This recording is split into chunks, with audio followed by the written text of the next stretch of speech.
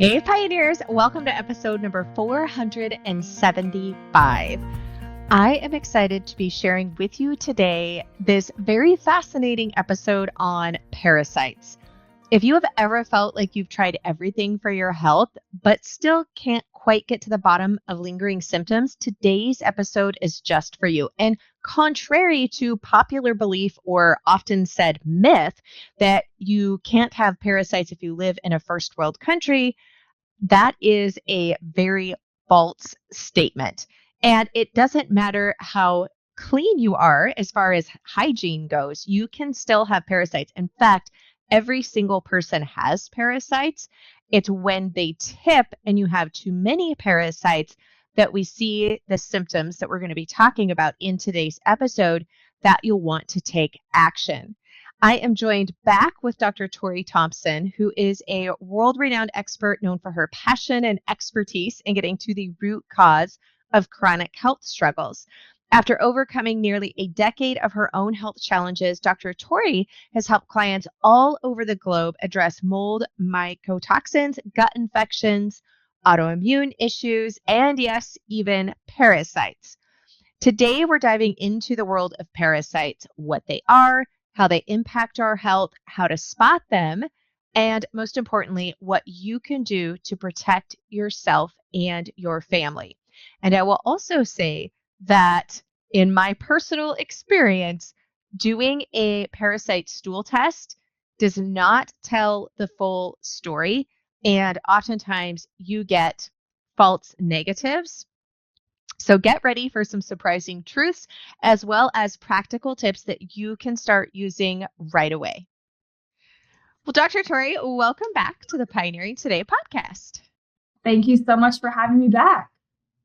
Yeah, well, I'm really excited to have you back for this episode. One, because I feel like I was very uninformed on this subject.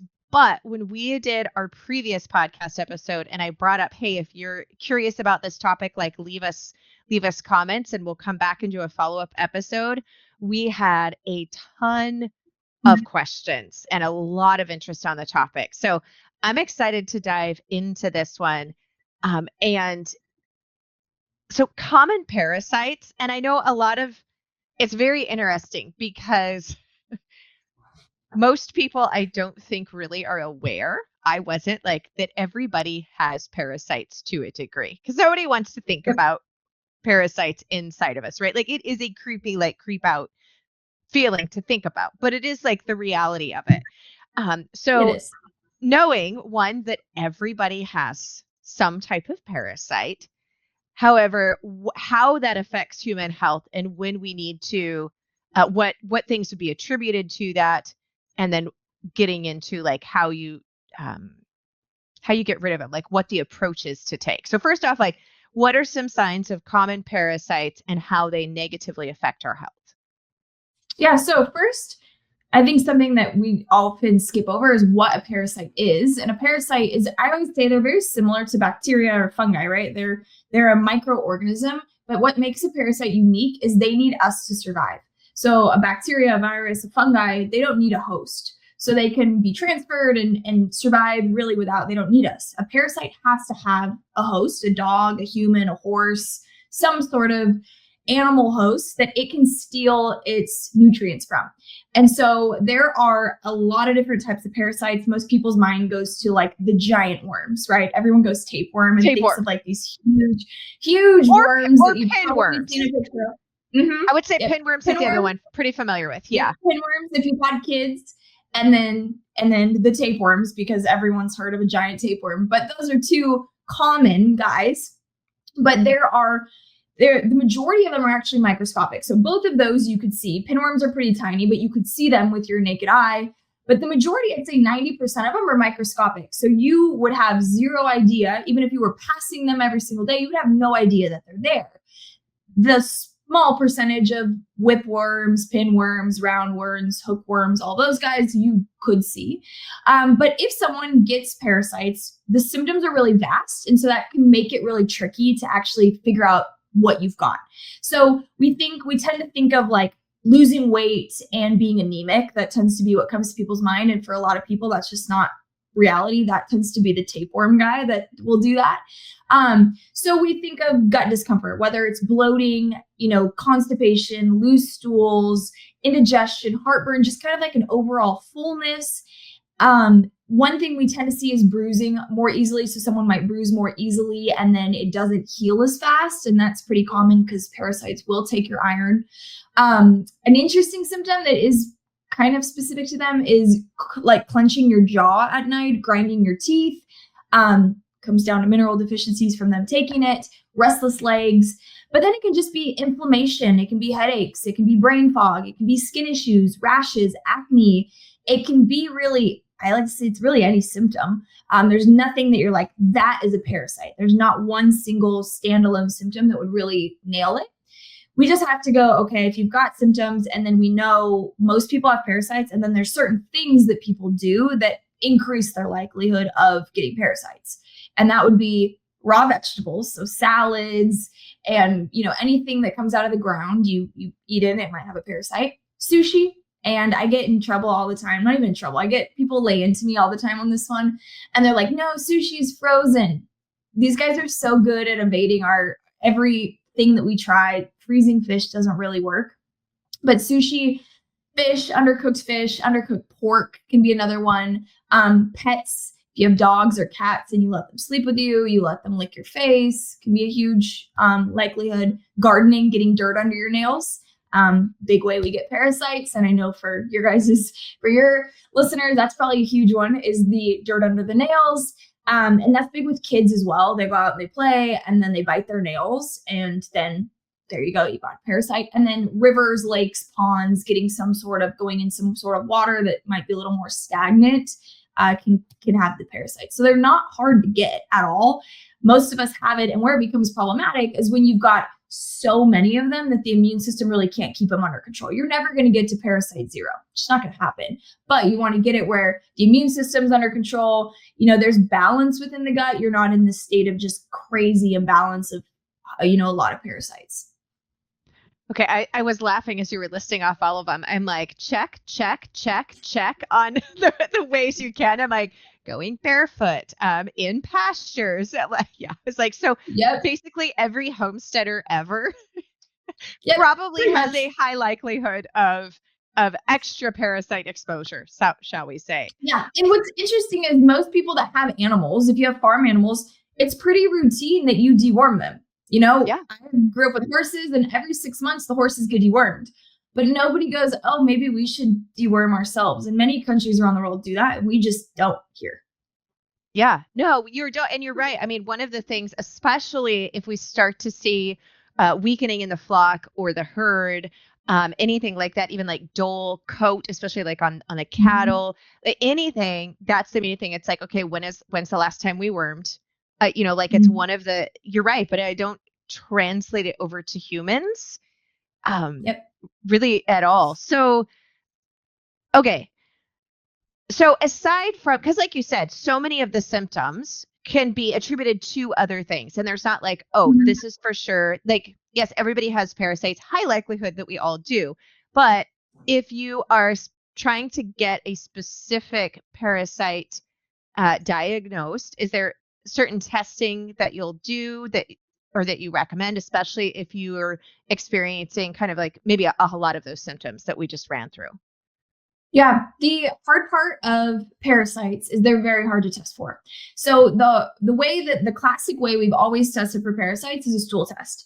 And a stool test, you collect a little sample of stool and you send it to the lab. The problem with that is parasites live in our gut in a slime layer called biofilm. And basically it's just like slime that they live under that nothing can get through. The immune system can't get through it. So to get a parasite in your stool test, you have to, one, get it to leave its house in your gut. And then two, you pick a piece of the sample. You don't submit the whole thing. Right. So you have to have gotten lucky that the piece that you scooped out has that parasite or that parasite egg or some piece of it in it. So you're really looking at luck on that. So not always in our favor. Luckily, the labs have added on new kind of countermeasures. So what we can do is we can look for something in a stool test called fecal eosinophils. Eosinophils are the soldiers of the immune system that get elevated or get sent out to attack parasites specifically. So what we can do now is we can go, oh, you have eosinophils that are elevated. There's a high likelihood that there is parasites. We don't know what kinds, but not super important. We just go, okay, most likely there's parasites. You can also do that same test in a blood test. It's pretty standard for most people's, yearly physical. In a CBC, they look for eosinophils. So you'll see in that long list of things, it'll say like neutrophils, lymphocytes, and then eosinophils. If that number is above 3, or it's trending that most likely there could be parasites. Severe food allergies can do it, seasonal allergies, but generally you just see a little elevation. If you see it quite high, it's a good likelihood. And then you can correlate it with things like C-reactive protein, which would indicate inflammation. You can look for leaky gut in the stool test. You can kind of look at it. You have to kind of pull back and look at it from a few different angles. And then the way that we usually go about it is if we find anything else, right? If we find mold, if we find bacteria, if we find other fungi, we'll throw in parasitic herbs so that no matter if they're there or they're not there, they get taken care of. So you can the beautiful thing of herbs versus like an antibiotic or anti-parasitic is they're broad spectrum. So they'll take out anybody that doesn't belong, but they don't harm your good guys. So you can do that and go, okay, I'm just going to kind of do a little cleanse. And if there's anybody there, great. If not, great. Yeah. And that is so true. I actually had someone in our family was pretty sure that they had a parasite infection. And of course we went to the doctor and just regular practitioner, and they're like, let's do a stool sample. Okay. So we did, and it came back and they're like, no, there's nothing there. Visually, I'm like, no, you're wrong. Here's a photo. So yes, definitely that false negative. Yes. So let's talk about, because you just mentioned herbs. And so let's talk about the parasitic, like how we actually go about treating those, like kind of what some of the different options are. And I love that we're talking about the herbs, because to your point, if you're using, and there's a few over-the-counter things that will work for pinworms specifically, and so you don't even need a prescription for those. However, if it's a parasitic infection, to your point, that you can't see or you don't know what it is, then it's ineffective because it's specifically for that specific parasite. So I'm excited for this. Yeah. So I'm touching on that. Pinworms, I tell people don't mess around. The symptoms are so annoying. Go get the Pyrantel over the counter, be done with it. Just do that. And then you can do a little natural cleanse on the back end of it to kind of make sure there's nothing left. But yeah, Pyrantel works great for the pinworms. So the thing that we tend to look for with parasitic herbs is I like to use blends, because when you start using blends, we know that certain herbs work better for something like a protozoa, a single cell parasite, and some are going to work better for the helminths, the worms. And so you can use kind of blends that overlap so that no matter what's there, you take care of it. So some of the big ones that we look at are black walnut is huge. It's probably one of the most common anti-parasitic herbs, probably the most common guy. The downside is if you have a nut allergy, you do need to avoid that, but black walnut works wonderful. Clove and thyme work really well. You'll see a lot of that in anti-parasitic blends. There is a seed called Mimosa pudica seed that is, it's really fascinating. When it gets put into a capsule and then when it hits some sort of liquid, for us, it's, our stomach acid and whatnot, it gelatinizes. And so it doesn't actually kill anything, but what it does is it basically goes through kind of like duct tape would and will scrape off all the biofilm in the gut. And so if you use Mimosa pudica and then you follow it up with some herbs, whether it's black walnut, artemisia, something like that, then you've got this like squeaky clean, getting the biofilm out, and then you've got the killers in there. And the biggest thing with herbs is you have to go longer than their life cycle. So how long the life cycle is, a lot of times, and this is one of the problems with the medication, is someone will get put on an anti-parasitic and it's 10 days. Well, most of them have 20 to 35 day life cycles. So what that means is if you only did it for a 7 to 10 day, anything that was an egg or any of the inactive forms, they're just going to pop right back up. So you want to go through basically an entire life cycle. So generally, if it's someone's like very first time doing a parasite cleanse, you'll do around 2 months, 60 days to make sure that you've gone through everybody, every possibility. And then after that, you can really kind of do a shorter, 21 day as follow up. But you always want to be beyond that life cycle, because again, that's when they come back, and they usually will come back with a vengeance. If you've wiped out their colony and then there was some cysts or eggs there, they'll come back pretty strong. Okay. Now talk to me a little bit about the full moon and parasites, because I know you and I have chatted about this previously, and kind of like timing, like one, being aware of if at the full moon you're seeing some of these symptoms maybe increase, but then secondly, like timing your treatment with the full moon. Yep. So people always, this is where people go like, you guys are real woo woo. You guys are kind of out there, but they're parasites in the full moon. This is really why it's believed that people said that, people became werewolves around the full moon, is because of some of these microorganisms. And it's not only parasites. Bacteria are similar. The Lyme guys are similar. All the parasites, they're cyclical.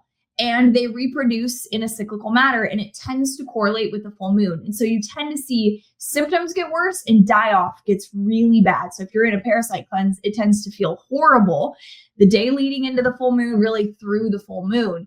And so there's several reasons why neurotransmitters are slightly different. So they have more food, but really it comes down to it's cyclical. That's how they've always been. And so we tend to, if we can, if you're going to do a short cleanse, definitely have the full moon in there. And if you're doing something longer, what we'll do is we'll go a little stronger on the herbs through the full moon. And so basically anything that is happening in the reproductive cycle of a parasite around then, you can get on top of. And so that's usually where people will see crazy biofilm release. And if there are worms, that tends to be where people will see them coming out, is right after the full moon. Yeah. Okay. And it's really not crazy. Like, if we think about the full moon and the effect that it has on the earth, it affects the tides, which is all the time. But you have these, bigger increase, obviously, in tides and stuff around the full moon. And we are water. And like all of everything on earth is tied together to nature. Now, however your belief system works, like I believe God created it that way as a Christian, but you can't deny the effect that it has. So to think that it's actually like, crazy. I'm like, no, if you actually look at it, like it's really fascinating, but totally affects. And I have to say, when I was working in pharmacy, which has been a while, and talking to other medical professions, you always would see increased stuff around the full moon. Like even just anecdotally, if you're in those professions, you're like, yeah, like regardless of what we think the reason is, things increase around the full moon. Like there is anyone that's worked in the ER. If you got someone that's like an ER doctor, ER nurse, they will tell you 100% the full moon, things go a little crazy. Yeah, really does. It's funny. I was actually talking to my obstetrician when I was having kids and women going into labor, and kind of the same thing. They're like, yes, we definitely see an increase of labor around the full moon too. So anyway, sorry, this is not a full moon podcast, but I just wanted to draw attention to that because I thought it was very interesting and fascinating, and also good to know, especially for those shorter term treatment ranges. So using, and I'm so glad that you laid out some of those herbs.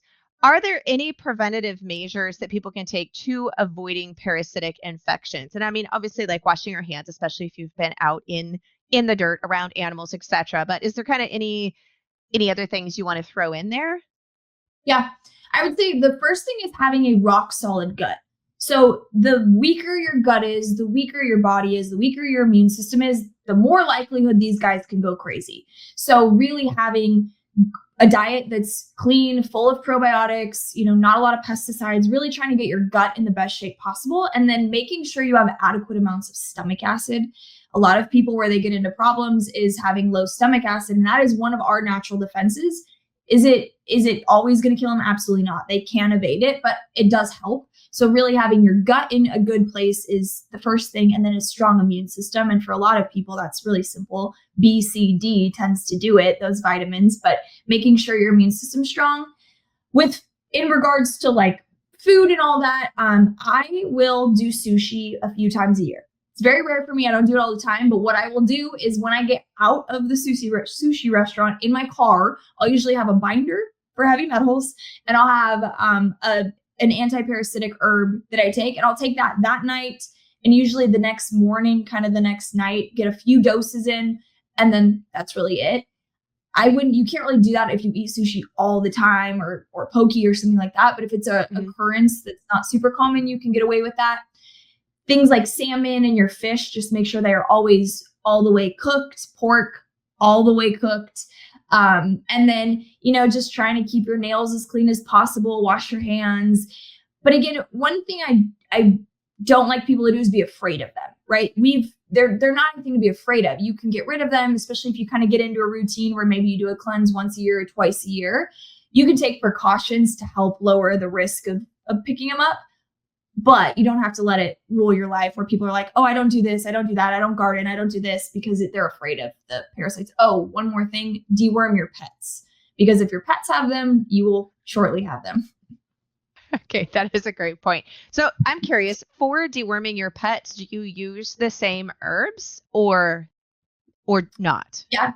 So it depends. So it kind of depends on what your animals get into. I have a dog that he is like, I love him dearly, but he kills all sorts of things. And it's just part of this dog. And so we've dealt with tapeworms from him many times because of the animals that he'll get.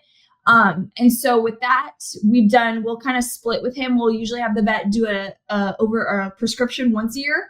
And then, there is a supplement company that now has an anti-parasitic, supplement for dogs. So Zuma has a blend that you can use for dogs. I think it's the only one on the market right now. So I'll kind of do a combo of one time we go the traditional route, and then I always follow that up with dog probiotics. They get yogurt in their food. Like I try to really keep their gut healthy after that. And then we do one round of the natural stuff. Okay, awesome. I love that. I love that you're also talking about like not to be afraid of them, because the reality is we all have parasites. There's really no way to absolutely avoid them. Like learning how to management, like when it gets too high, right? Are there any other misconceptions that you think people have about parasites and their health effects? I would say the first one is that we don't have them in the United States. I hear that all the time. We live here. We don't have parasites. We do. We have them just as much as every other country. So that's probably the biggest one. The other one would be that your symptoms will have to be severe.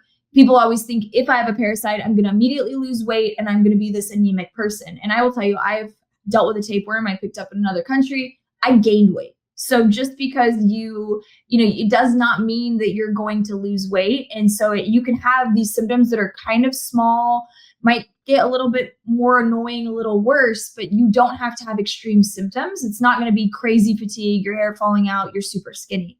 That's not the majority of what we see. Most of the time it's little symptoms that are kind of, brain fog, weight gain, inflammation, joint pain.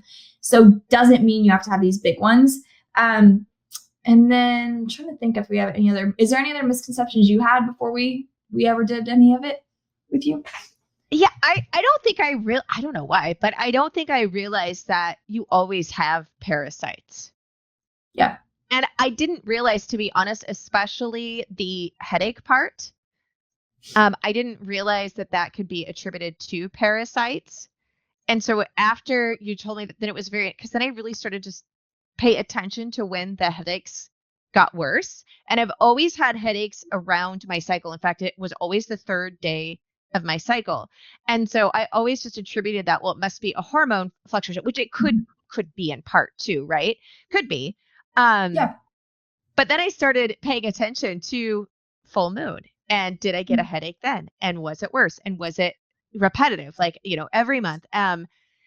So anyways, there was just some of those things that I did not know were because of parasites. And then once you're aware and you start to pay attention, then it was really interesting to start to make some correlations personally. Yeah. And to see that. Yeah. So I guess that was it. Like there was just so many symptoms that I didn't realize could be part of parasites, and that we all have parasites in our system regardless of whatever we're doing. Yeah. You're never going to get to parasite zero. It's just not possible with, and I do believe that there's probably some synergistic thing where they probably do help in a small amount in some way, because if not, I don't think we would have them. But they, when you get a lot of them and the gut gets very unhealthy, then you start to see other things popping up, and it can get to where you're getting like autoimmune conditions, and it can really get to where it becomes problematic, but it really stemmed from just parasite infection.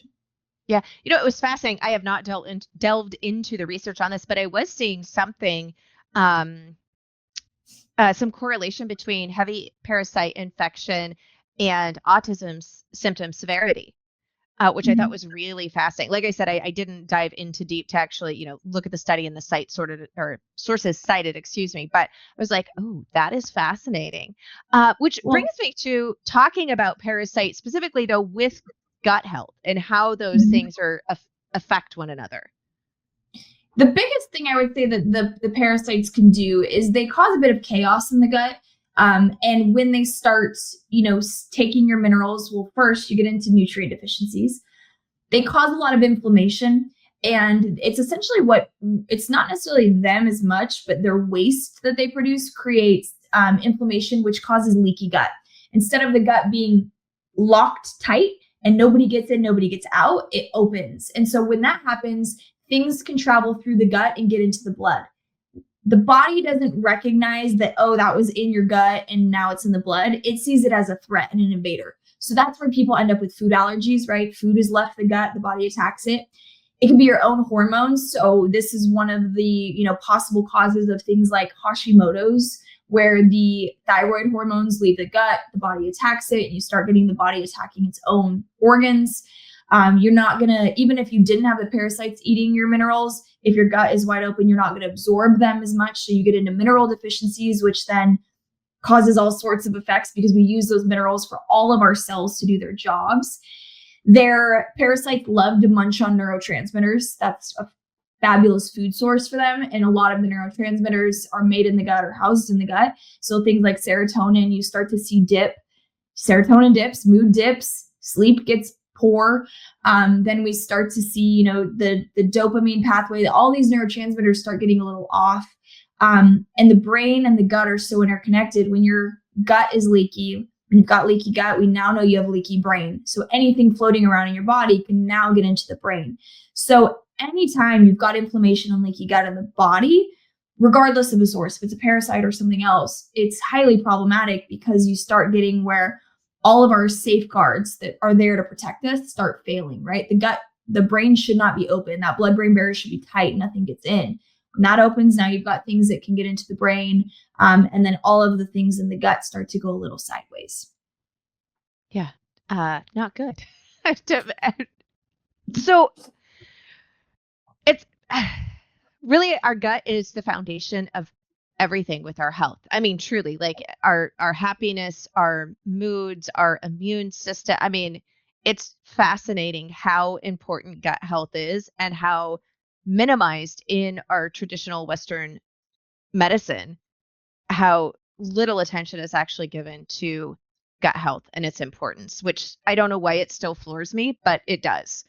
I'm like, anyhow, that again would be a different podcast episode. Yes. So long term, I mean, really, it could be the source of a lot of autoimmune issues, or at least contributing to it, if not the full source. I mean, exasperating. Yeah, a lot of times in an autoimmune instance, it's not one thing, but it's this plus this plus this plus this that really created the disaster. But they're a huge contributor, and we're starting to see there's a lot of research being done right now on parasites in cancer.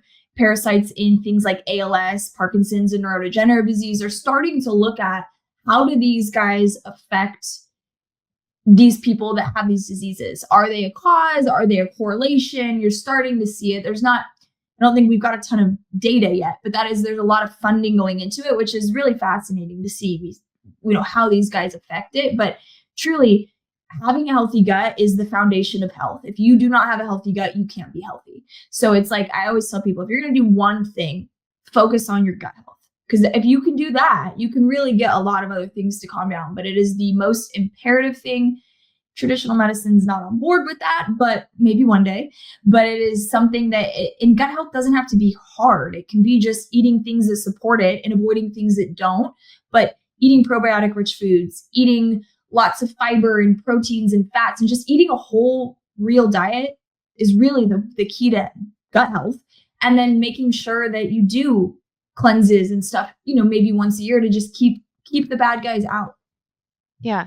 So going back to the herbal cleanse, is there any reason? Because I'm sure somebody listening is like, well, why don't I just stay on the herbs all the time so that the parasites never get a chance to come up? So one kind of the ones that we pre-mentioned already. I know with some herbs that there are definite time frames that you should be on them and no longer, because short term they work great, long term they can have other negative effects on the body. So kind of walking through that and why it's not necessarily something that you want to do is just your maintenance forever. Exactly.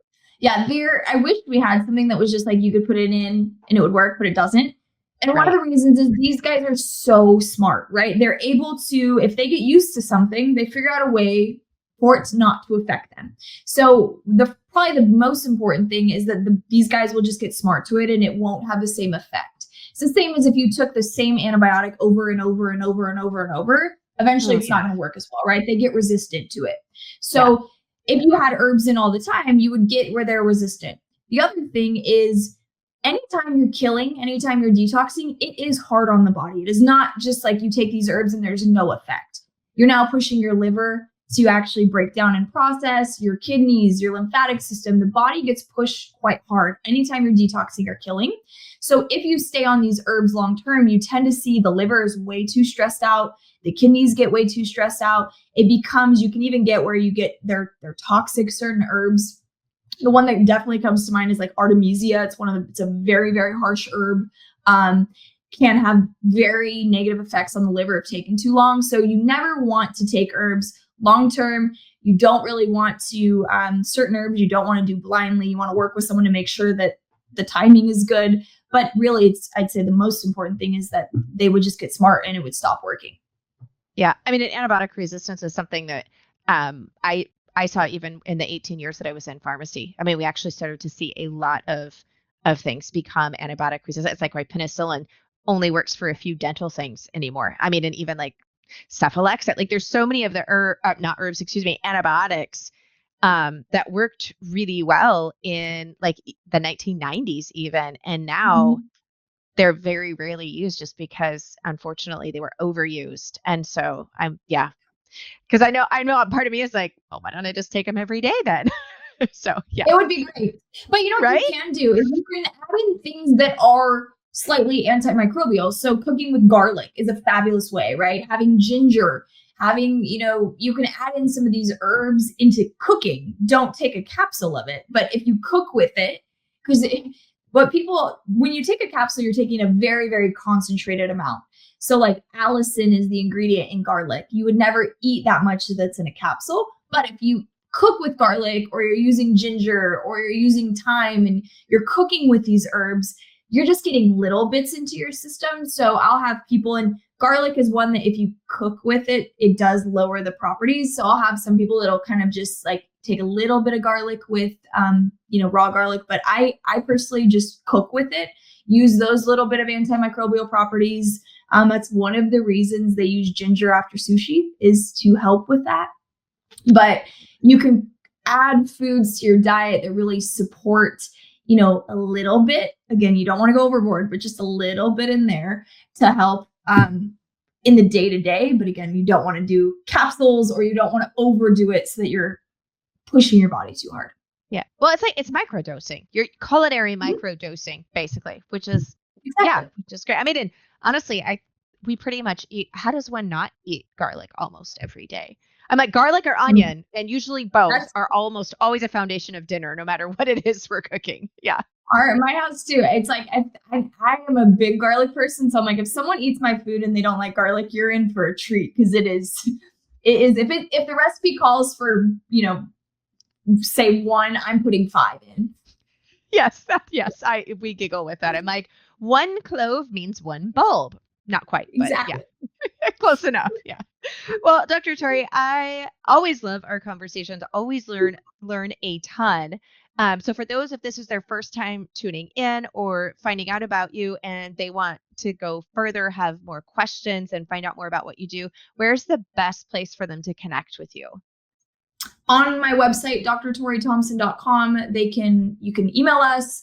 We have more information there. And then on social as well, same Dr. Torrie Thompson across all platforms. You can message us.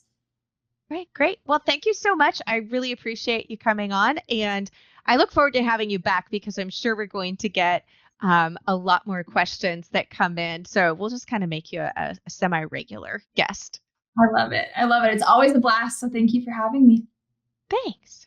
I hope that you found this episode and interview as interesting as I did. As a reminder, you can always find all of the resources and different things that we are talking about at the blog post that accompanies this episode. If you're listening to it the old-fashioned way and not on YouTube, that is at melissknorris.com/475, because this is episode number 475. I look forward to being back here with you next week. And if you have found this podcast helpful, I would love it if you would send this to a friend. In fact, I think everybody needs to know about parasites. It is such a little talked about topic that has stigma and a lot of myths surrounding it. So please do share this with somebody. Thank you so much. I will see you next week. Blessings and mason jars for now, my friends.